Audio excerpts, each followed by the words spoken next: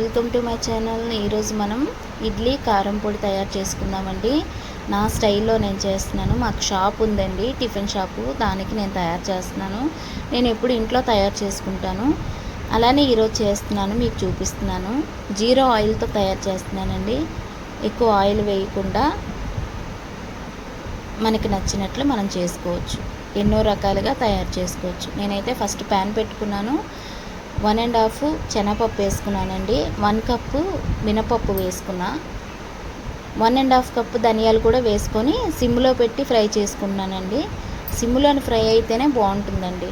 హైలో పెట్టామనుకోండి మాడిపోతుంటుంది. సిమ్లో పెట్టి 3 చక్కగా ఫ్రై చేసుకుంటూ మిక్స్ చేస్తూ కలుపుతూనే ఉండాలండి. ఎందుకంటే మాడిపోతుంది కనుక మనం దగ్గరుండి చూసుకొని చెక్ చేసుకుంటూ మనం ఫ్రై చేసుకోవాలండి. ఫ్రై చేసుకుంటే అది మనకి స్మెల్ వస్తుంటుంది ఫ్రై అవుతున్నప్పటికి, అది ఫ్రై అయిందా లేదని. నేను ఏమి ఆయిల్ వేయకుండా ఓన్లీ ప్లెయిన్గా ఫ్రై చేస్తున్నాను. చూడండి, నేను చూపిస్తున్న విధానంలో మీరు కూడా అలానే ట్రై చేయండి, చాలా బాగుంటుంది. నేను ఎక్కువ క్వాంటిటీ కనుక కొంచెం ఇబ్బందిగా ఉంటుంది చేయటానికి. మనమైతే ఇంట్లో కదా కొంచెం తయారు చేసుకుంటాము, అలాంటప్పుడు కొంచెం వేసుకోవాలి. 1/4 కప్పు నేను జీలకర్ర కూడా వేసుకుంటున్నాను. అది ఆల్మోస్ట్ ఫ్రై అయిపోయింది. 80% ఫ్రై అయిన తర్వాత మనం జీరా వేసుకుందాం. లేదా ముందు వేసామనుకోండి జీరా మాడిపోతుంది కనుక మనం చూసుకుంటూ ఫ్రై చేసుకోవాలి. అది ఫ్రై అయిన తర్వాత జీరా కూడాను మనకి కలర్ తెలిసిపోద్దండి, ఎంతవరకు ఫ్రై అయింది ఏంటని. దాన్ని చూసుకుంటూ మనం తీసేసుకోవాలండి. అది ఫ్రై అయిందా లేదా అని చెక్ చేసుకుంటూ. హీట్ మీద మనకి ఫ్రై అవ్వనట్లు అనిపిస్తుంటుంది, కానీ అది సిమ్లో మనం ఫ్రై చేసుకునేటప్పుడు ఆ స్మెల్, ఆ కలరు డిఫరెంట్ మనకు తెలిసిపోతుంది ఫ్రై అయినట్టు. అది ఫ్రై అయిందంతా నేనైతే తీసేసుకున్నాను, చూపిస్తున్నాను చూడండి ఎలా కలర్ షేడ్ అయిందో. కలర్ షేడ్ అయిందంటే ఆల్మోస్ట్ ఫ్రై అయిపోయినట్టే. ఫ్రై అయిపోయింది కనుక ఇది పక్కన పెట్టేసుకొని నేను అదే ప్యాన్ పెట్టుకుంటున్నాను. మళ్ళీ అదే ప్యాన్ పెట్టుకున్న తర్వాత అందులో ఏమి ఆయిల్ కానీ ఏమి వేయట్లేదండి. దాంట్లోనే నేను రెడ్ చిల్లీ వేసి కూడాను ఫ్రై చేసుకుంటున్నాను. చూడండి, నేను చూపిస్తున్నట్లు మీరు చూసినట్లయితే మీకు అర్థమవుతుంది. నేను అదే ప్యాన్ పెట్టుకున్నాను, అవి తీసేసి ఏమి ఆయిల్ వేయకుండా నేను ఎండుమిర్చి అండి ఒక 4 కప్పులు వేసుకుంటున్నాను. ఎందుకంటే కలర్ రెడ్గా రావాలి, స్పైసీగా ఉండాలి. షాప్లో కనుక మంచిగా స్పైసీగా ఉంటే వాళ్ళంతా ఇష్టంగా తింటారు. ఇడ్లీకి దోశకి మనకి నచ్చినట్లు వేసుకోవచ్చు, ఎందులో కావాలంటే అందులో. 4 కప్స్ వేసి ఆయిల్ లేకుండా చక్కగా ఫ్రై చేసుకుంటున్నానండి సిమ్లో. అది కూడా హైలో పెడితే మాడిపోతే చేదు వచ్చేస్తుంది కదా, అందు గురించే సిమ్లో పెట్టి ఫ్రై చేసుకోవాలి. ఫ్రై అయిన తర్వాత మనం ఇవి కూడాను అలా ఒక వేరే దాంట్లో తీసుకొని ఒక ప్లేట్లోని స్టవ్ ఆఫ్ చేసుకోవచ్చు. నేనైతే ముందు నేను పెట్టుకున్నాను కదండి, అవన్నీ ఏం చేస్తానంటే నేను ఒక మిక్సీ జార్లో వేసి మిక్సీ పట్టుకుంటున్నాను.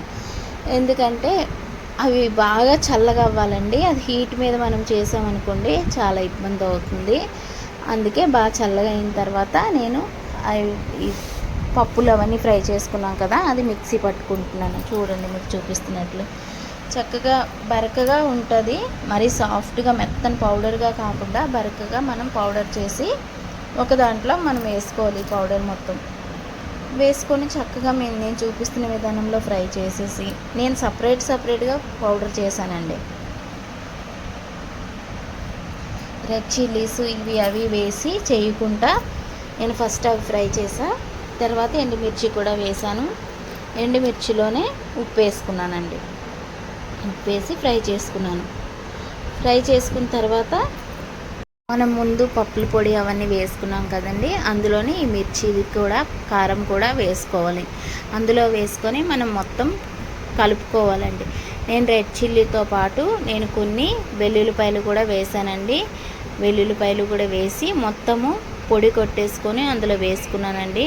అంతా వేసుకున్న తర్వాత మనం సాల్ట్ కూడా కరెక్ట్గా వేసుకోవాలి. నేనైతే సాల్ట్ వేసాను, మీరు గడ్డలు ఉప్పు వేసుకోవచ్చు. ఇదంతా వేసిన తర్వాత చేతికి మండుతుందని నేను కవర్ పెట్టుకొని చక్కగా మిక్స్ చేస్తున్నానండి. ఇదంతా మనం ఏదైతే అన్నీ మిక్స్ చేసుకున్నామో అదంతాను మిక్స్ చేసుకొని నేను ఇలాంటి పొజిషన్లో నేను కొంచెం గీ వేసుకుంటున్నానండి. నెయ్యి వేసుకుంటే బాగుంటుంది, చాలా టేస్ట్గా ఉంటుంది కనుక నెయ్యి వేసుకొని మిక్స్ చేస్తున్నానండి. చూడండి, నెయ్యి వేసుకొని మిక్స్ చేసేటప్పుడు కొంచెం కలర్ మనకి డిఫరెన్స్ రెడ్గా వస్తుందండి. ఇది కలర్ చూడండి ఇప్పుడు రెడ్గా మారింది. ఇంతేనండి ఇడ్లీ కారం పొడి హోటల్ స్టైల్లో. మీకు నచ్చినట్లయితే మీరు కూడా ఇలా ట్రై చేయండి, లైక్ చేయండి, కామెంట్స్ చేయండి, సబ్స్క్రైబ్ చేసుకోండి. మీకు నచ్చిన వీడియోస్ ఇంకేమేమి కావాలో నాకు అడగండి. మీరు ఎలా తయారు చేస్తారో నాకు కామెంట్స్లో తెలియజేయండి. Thank you. ఇది చూసినందుకు మీకు అందరికీ కృతజ్ఞతలు. మీరు కూడా ట్రై చేయండి. Thank you.